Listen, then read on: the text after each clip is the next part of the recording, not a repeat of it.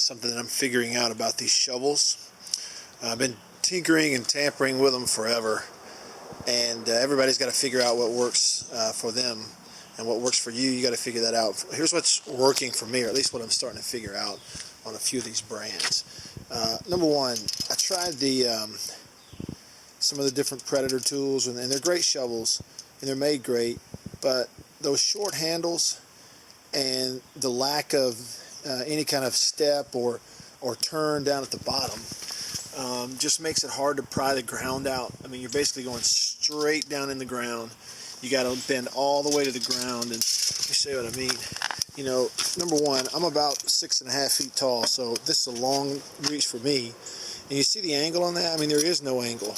You're straight into the ground. So then to pry the ground out, or a plug out, you got to come and bring your hand all the way down, basically to the ground, to pop it out, and then use your foot to then pop it out, and that just doesn't work for me. It's up and down all day if I do that. So then I go on the tip from Bo Wimet with these trenching shovels. And the handles are long, like a long handle shovel, and I've chopped those off. I took a tool and just cut the handles off the right length for me, and I'll show you that. And the other thing is the blades on these. Here's what I think you need to know about these. This is a 6-inch trenching shovel from Bully Tools. Okay, so it's 6 inches wide. That is a 5-inch trenching shovel from Lowe's, made by Cobalt. And then this is a 6-inch trenching shovel from Razorback tools, and you get that at Home Depot. And again, those handles are usually long. I cut them off where they're a little bit more manageable for me, instead of, you know, and it makes them a little lighter, but they're still long. Still got plenty of leverage to pop a plug out of the ground. Now, see if I can show you this. The Bully Tools shovel, right at just a little less than 6 inches wide, and it's a really long blade. So you're talking from the ground, I mean, it's a good 12 inches long blade. Not as long for the 5-inch Cobalt. Now, and I've chopped that off too, I'll show you that. So you got a 10.5 inch, but it's a good 5 inches wide. And then for the Razorback 6-inch trenching shovel, you can see, I mean, it's a good 6 inches wide. Not quite as long, especially after I chopped the tip off on purpose. Not quite 10 inches, but you see that. Now that's what I did too. You see the Bully Tools has a little bit of a point, so I didn't mess with that.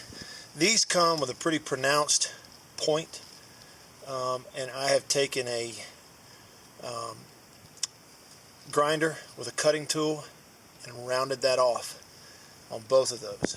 It goes in the ground really well. I put an edge on it, and the best thing about it is when you're trying to kind of scrape out the bottom of a hole, that rounded front does so much better.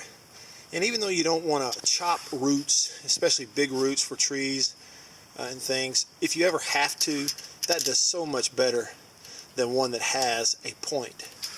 And the other thing is, if you're digging out underneath a big root where you got to kind of get underneath and pull the dirt out, a pointed shovel is just not going to do it that well. Rounded, much, much better.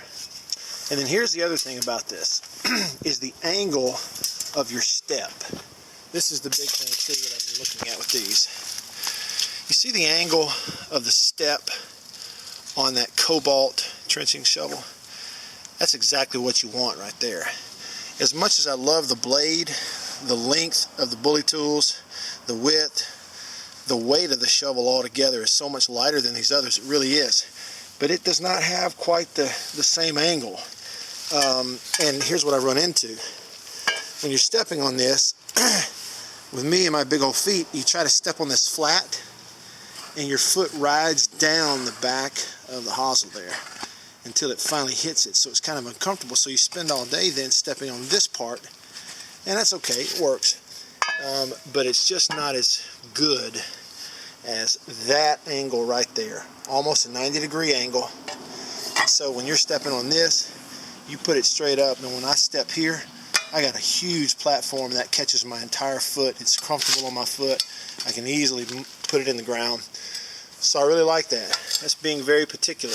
Now, you know, how is that similar to the Razorback shovel? It's very similar. You see that? So that's why I've gotten really excited about this shovel here.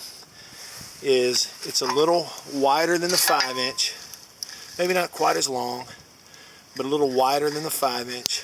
I can get a bigger bite out of the ground. I have the same landing space for my foot. Boom, I'm right there.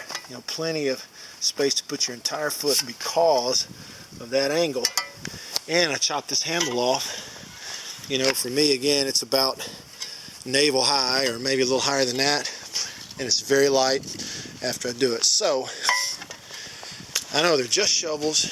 All you're trying to do is dig a hole, but for me, cutting those off a little shorter reduces the weight, perfect for carrying around all day. The Cobalt and the Razorback have the step that you want for your foot, and my preference, round those things off, and it makes digging plugs a lot easier. And that's a good shovel, and very light too, and I like it. And not knocking it, but that's just the way it is for me.